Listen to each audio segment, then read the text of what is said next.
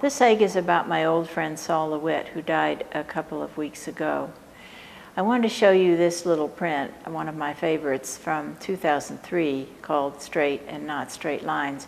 It harks back to the earliest prints that I did with him in 1971. They were his first prints. And he had a big influence on me and on the development of the press over so many years.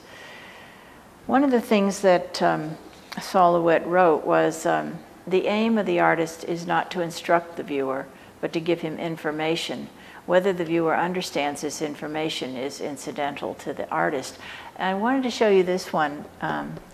This is from '75, and this beautiful image. It looks very informative, but here's the information here in words that were used in order to create the image here. A parallelogram whose top and bottom sides are 2.5 times as long as its left and right sides, and whose top side is located between the points where two sets of lines cross.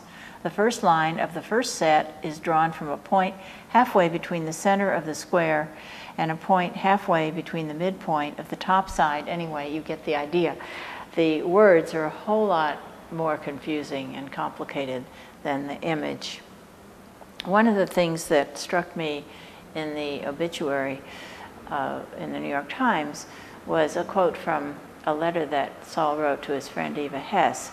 You don't have to save the world, you just have to do your art.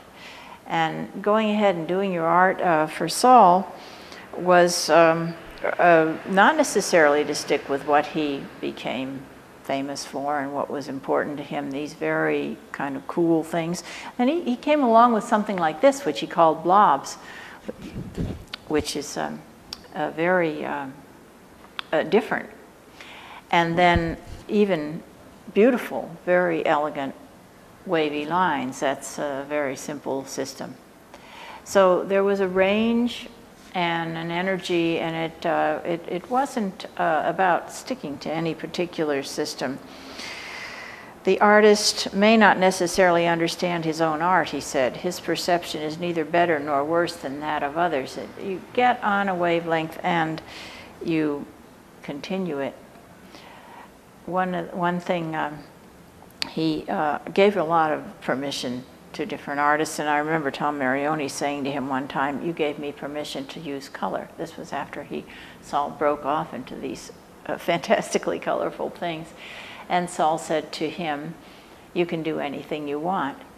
And that's the lesson, I think. Another story is Sylvia Mangle said to me that she was using masking tape at the time, and she had the idea to use pink masking tape.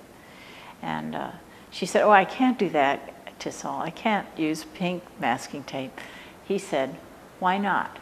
And that's the question, I think, finally, when you look at his work over all the years, playful and really following through on ideas he had, no matter how silly they seemed to him.